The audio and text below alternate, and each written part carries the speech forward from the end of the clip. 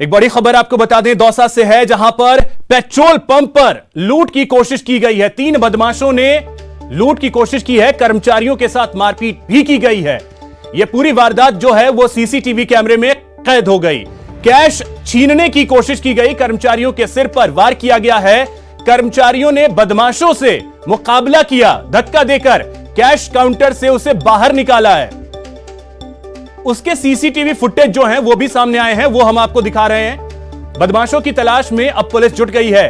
पचवारा थाना क्षेत्र का यह मामला है। तो ये सीसीटीवी फुटेज आपके टीवी स्क्रीन पर। बदमाशों ने यहां पर कैश लूट की कोशिश की, लेकिन जो कर्मचारी थे पेट्रोल पंप पर जो काम कर रहे थे, उन्होंने उसे धक्का दिया। आशीष हमारे सहयोगी अधिक जानकारी के साथ जुड़ गए। आशीष, सीसीटीवी फुटेज के आधार पर पहचान हो पाई है बदमाशों की? बिल्कुल, जैसे ही सीसीटीवी फुटेज पुलिस के पास आए हैं, अब पुलिस जो बदमाश हैं उनकी पहचान करने में जुटी हुई है। हालांकि अभी तक बदमाशों की पहचान नहीं हुई है। जो सीसीटीवी फुटेज में दिख रहा है, इसमें 3 बदमाश अंदर प्रवेश करते हैं। 2 बदमाश वहां पर जो सेल्समैन मौजूद हैं उनसे उलझते हैं, लड़ाई झगड़ा करते हैं। साथ ही एक बदमाश सीधा जो दराज होती है उस दराज को खोलकर गल्ला देखता है। हालांकि गल्ले में उसको नकदी नहीं मिलती है, जो नकदी थी वो अलग जगह रखी हुई थी। ऐसे में जो सेल्समैन थे उन्होंने बहादुरी से इनका मुकाबला किया और जो तीनों बदमाश थे उनको धक्का देकर जो केबिन होता है उससे बाहर निकाल दिया। हालांकि इनके पास एक धारदार हथियार भी था। धारदार हथियार से इन्होंने जो सेल्समैन थे उनके दोनों के सेल्समैन के सिर पर चोट मारी है, जिससे दोनों गंभीर रूप से घायल हैं। दोनों के सिर में चोटें आई हैं। फिलहाल रामगढ़ पचवारा थाना पुलिस है वो पूरे मामले की जांच में जुटी हुई है और जो बदमाश है उनकी पहचान करने की प्रयास किया जा रहा है कि बदमाश कौन थे और कहां से आए थे। हालांकि अभी तक पुलिस के पास बदमाशों का कोई सुराग नहीं लगा है। पुलिस ने नाकेबंदी भी करा रखी है और जो आसपास के क्षेत्र के जो बदमाश हैं उनकी पहचान की जा रही है कि ये बदमाश कौन सी गैंग से जुड़े हुए थे और कौन से जिले या राज्य से हो सकते हैं। चलिए, बहुत शुक्रिया आशीष आपका तमाम जानकारी के लिए। तो ये एक्सक्लूसिव तस्वीरें आपके टीवी स्क्रीन पर।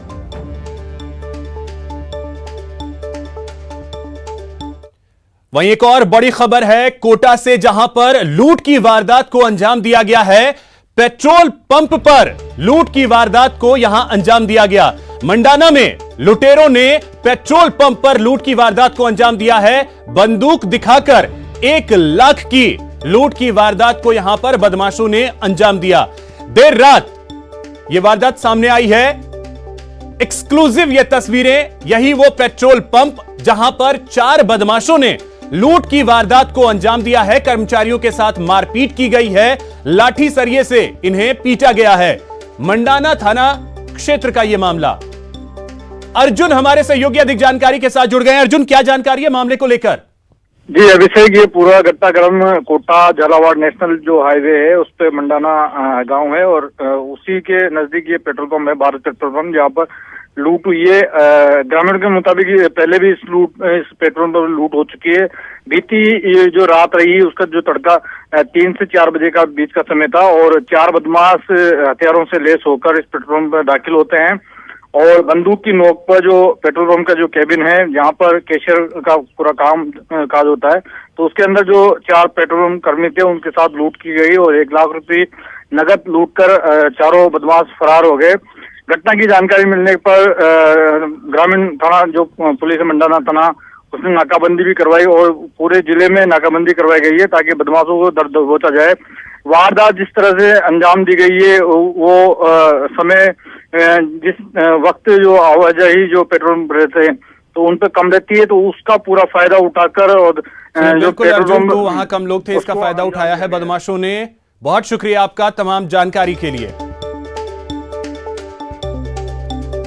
दौसा और कोटा के बाद अब बात करते हैं सवाई माधोपुर की। यहां पर भी लूट की वारदात को अंजाम दिया गया है, लेकिन यहां पर दुकान में लूट की गई है। बदमाशों ने दुकानदार से लूट की वारदात को अंजाम दिया है। 8 से 10 बदमाशों ने लूटपाट की है।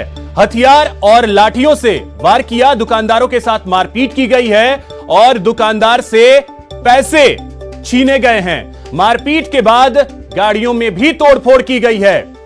कई दुकानदार इसमें घायल भी हुए हैं। तो सवाई माधोपुर से यह बड़ी खबर, जहां पर लूट की वारदात को अंजाम दिया गया है। कई बदमाशों ने, करीब 8 से 9 बदमाश आए और दुकानदारों के साथ मारपीट की है उनसे पैसे छीने हैं और वहां से फरार हो गए। गुंडा आई जिसमें दारू पी रखी फुल, एक गाड़ी आई उसको तोड़ दी, जन कौन सी गाड़ी थी, 4 व्हीलर, और 2-3 उन पे पिस्टल थी, एक पे इतनी बड़ी बंदूक थी। तो इसी खबर पे अधिक जानकारी के साथ हमारे सहयोगी गिरिराज शर्मा सवाई माधोपुर से हमारे साथ जुड़ गए हैं। गिरिराज, क्या जानकारी है मामले को लेकर के? साथ ही पुलिस और प्रशासन का इकबाल बिल्कुल भी नहीं दिख रहा।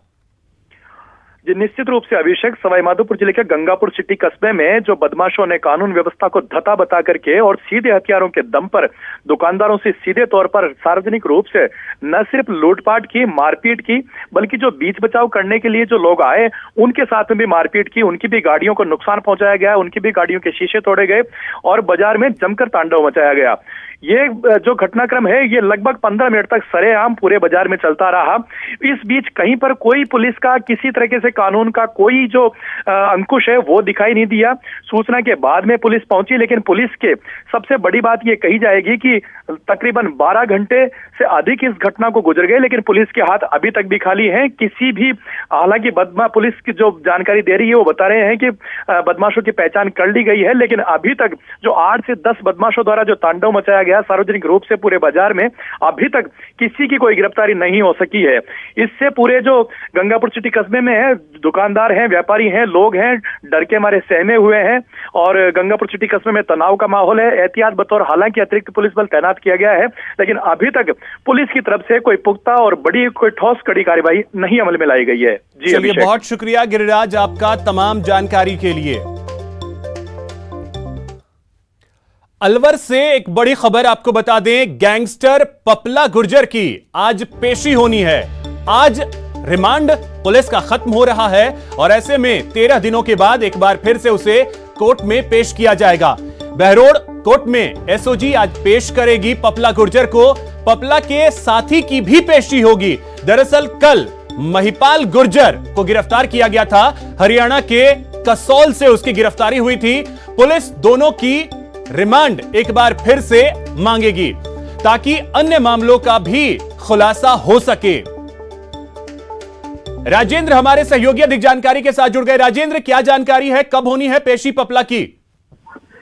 जी, पपला की पेशी अभी दोपहर तक एसओजी के अधिकारी उसे कड़ी सुरक्षा के बीच बहरोड कोर्ट लेकर के आएंगे और वहां पर उसे आज उसकी रिमांड अवधि पूरी हो रही है और उसके बाद कल महिपाल गुर्जर को, जिससे AK-47 राइफल सहित 2 विदेशी पिस्टल सहित अन्य हथियार बरामद किए गए थे, उसको भी कोर्ट में पेश किया जाएगा।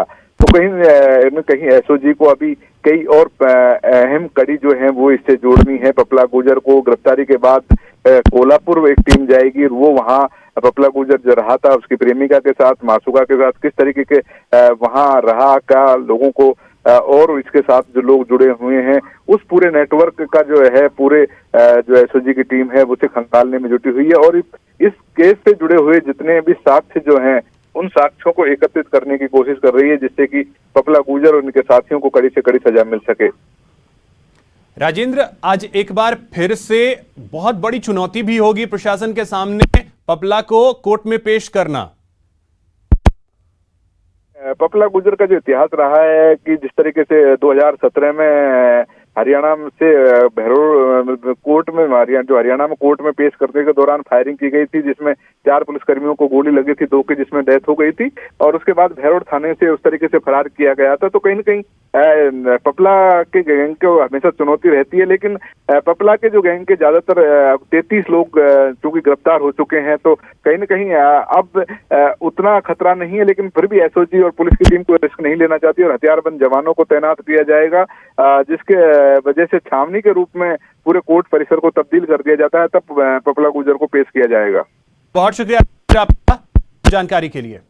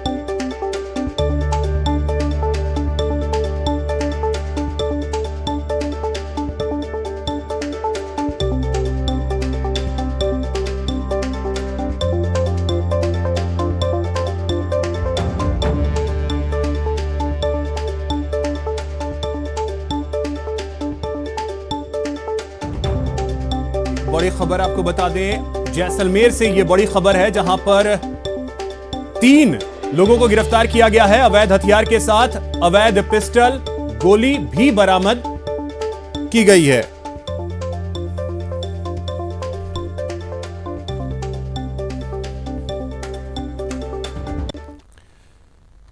वहीं जैसलमेर से एक और बड़ी खबर आपको बता दें, पाकिस्तान से कबूतर आया है। बीएसएफ के जवानों ने एक कबूतर को पकड़ा है। कबूतर के पैरों पर टैग लगा हुआ है। बीएसएफ के जवान अब इसकी जांच कर रहे हैं। टैग पर 27, 32 और 15 ये अंक लिखे हुए हैं। पंखों पर 230 जीपीएस, 150 जीपीएस और 310 जीपीएस लिखा हुआ है। तो अब इसकी जांच की जा रही है। एक कबूतर पाकिस्तान की तरफ से आया है और उसे बीएसएफ के जवानों ने पकड़ा है। सिकंदर हमारे सहयोगी अधिक जानकारी के साथ जुड़ गए। सिकंदर, क्या जानकारी है?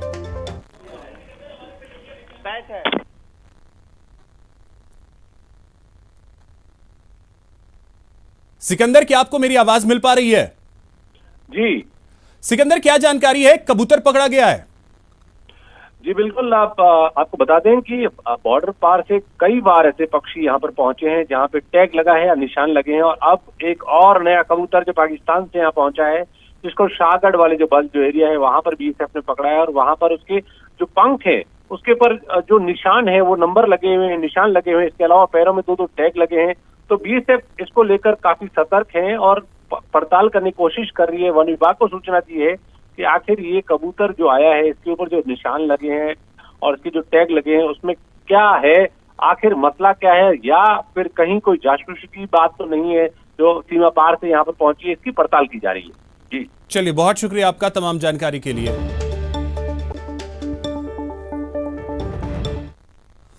खबर डूंगरपुर से है। एक युवक से बेरहमी का वीडियो सामने आया है। इस वीडियो में कुछ लोग एक युवक को लड़की के कपड़े पहनाकर उसे टॉर्चर करते नजर आ रहे हैं। आरोपियों ने युवक के साथ अश्लील हरकतों का वीडियो बनाया। बताया जा रहा है कि पीड़ित का भाई एक विवाहिता को लेकर भागा है और इसी का बदला लेने के लिए विवाहिता के परिजनों ने युवक के भाई को किडनैप कर लिया। 3 दिनों तक बंधक बनाकर रखा, मारपीट भी की गई और उसके बाद उसे गंजा कर दिया गया। अब वीडियो वायरल होने के बाद दोबड़ा पुलिस मामले की जांच में जुटी है। जयेश हमारे सहयोगी अधिक जानकारी के साथ जुड़ गए। जयेश, ये पूरा मामला है क्या?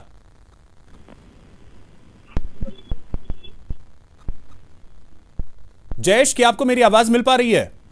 जी जयेश, ये पूरा मामला है क्या? जी मैं बताना चाहूंगा, 28 सितंबर 2020 करीब 4 महीने पुराना एक मामला है। जो रामगढ़ निवासी एक युवक है, वो इटाली पाल निवासी एक विवाहिता को उसके साथ उसका प्रेम प्रसंग था और उसको लेकर के वो अपने गांव जो है रामगढ़ आ गया था।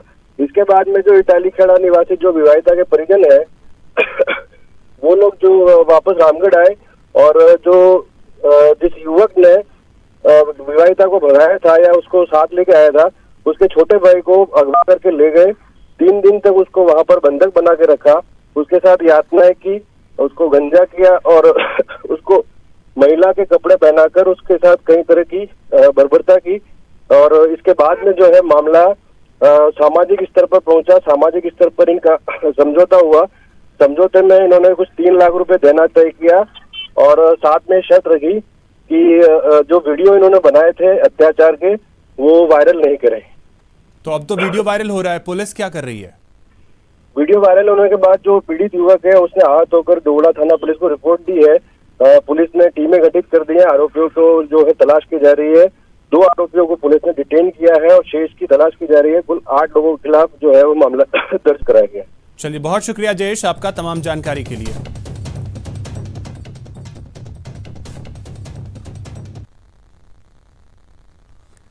ब्रेक के बाद आपका स्वागत है। एक बड़ी खबर आपको बता दें, सलमान खान से जुड़े मामले में आज फैसला आएगा। झूठा शपथ पत्र मामले में आज फैसला आना है। जिला एवं सेशन कोर्ट आज फैसला सुनाएगा। कांकाणी हिरण शिकार मामले से यह जुड़ा हुआ केस है। दोनों पक्षों की बहस पूरी हो चुकी है। मामले में सलमान खान ने माफी पहले ही मांग ली है और आज कोर्ट अपना फैसला सुनाएगा। तो अब ऐसे में देखना अहम होगा कि क्या दबंग को माफी मिलती है या सख्ती, यह देखना अहम होगा। तो आज सलमान खान मामले को लेकर फैसला आना है। अब देखना अहम होगा कि माफी मिलती है सलमान को, क्योंकि सलमान ने पहले ही माफी मांग ली है। शपथ पत्र को लेकर पहले ही सलमान खान ने माफी मांग ली है।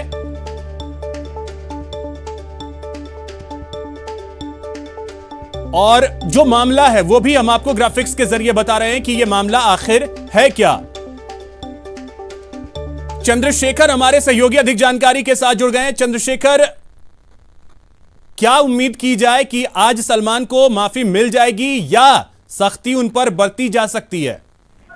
देखिए अभिषेक, निश्चित तौर पर जो है आज का दिन सलमान के लिए महत्वपूर्ण होगा, क्योंकि सलमान द्वारा जो कोर्ट में एक शपथ पत्र और एक बांद्रा थाने में दर्ज की गई एफआईआर पेश की गई थी, इसमें बताया गया था कि सलमान खान के जो हथियारों के लाइसेंस है वो कहीं खो गए हैं, जिसके चलते वो कोर्ट में उन्हें पेश नहीं कर सकता।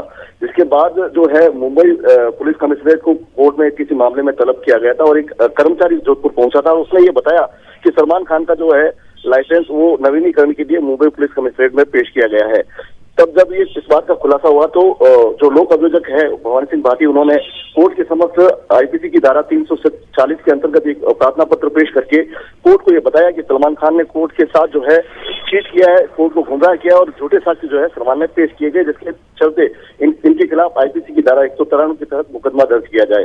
इस मामले में आज सलमान की ओर जो कोर्ट की ओर से आज जो है फैसला आना है। सबसे महत्वपूर्ण बात है कि ऐसे कई मामले जिनमें जो है झूठे साक्ष्य पेश करने के बाद जो आरोपी है वो स्वयं कोर्ट को ये बताता है कि ये जो है मुझसे गलती हो गई और मैंने भूलवश ऐसा जो है कर दिया है।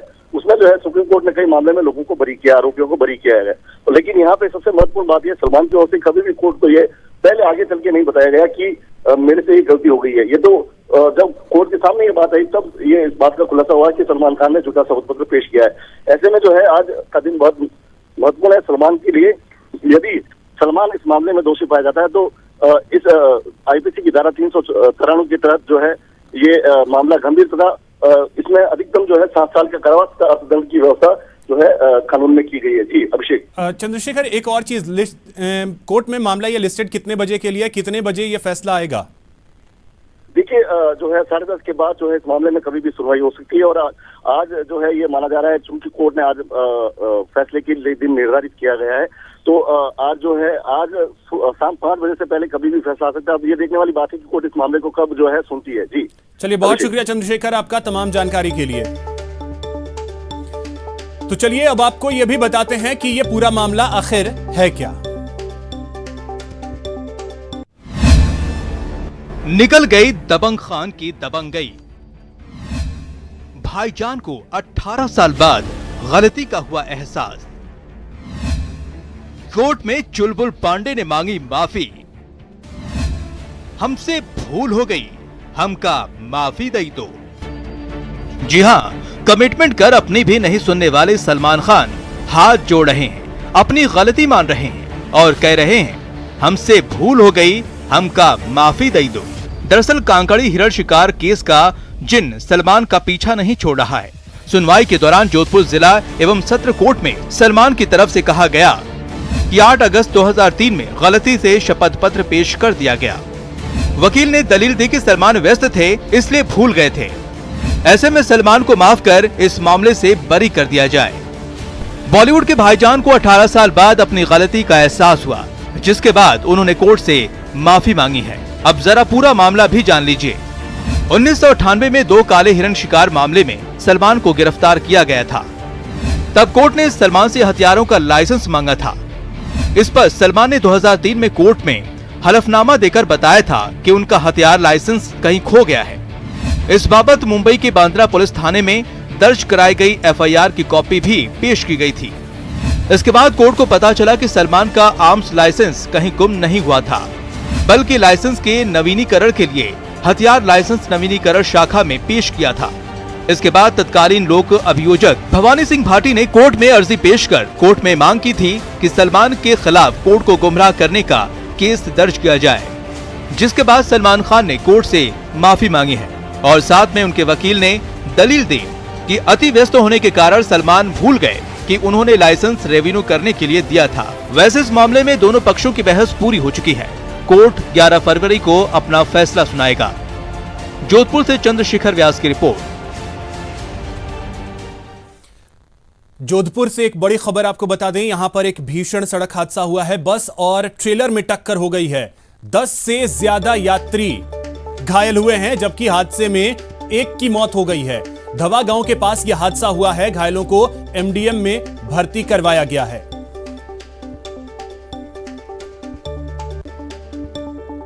खबर बाड़मेर से है, जहां सदर थाना क्षेत्र के माधव होटल के पास अवैध बजरी से भरे ट्रक ने एक पिकअप गाड़ी को जबरदस्त टक्कर मार दी। हादसा इतना भयानक था कि पिकअप पूरी तरह से चकनाचूर हो गई। मामले में सबसे दिलचस्प पहलू यह रहा कि हादसे के बाद पुलिस मौके पर पहुंची और बजरी खाली करके आए ट्रक को रोका तक नहीं। साथ ही पुलिस ने गाड़ी को थाने ले जाते समय बीच में ही बजरी खाली करवाई। वहीं हाईवे पर बजरी खाली करने का वीडियो सोशल मीडिया पर वायरल भी हो गया। न्यूज़ 18 हालांकि इस वीडियो की पुष्टि नहीं करता है।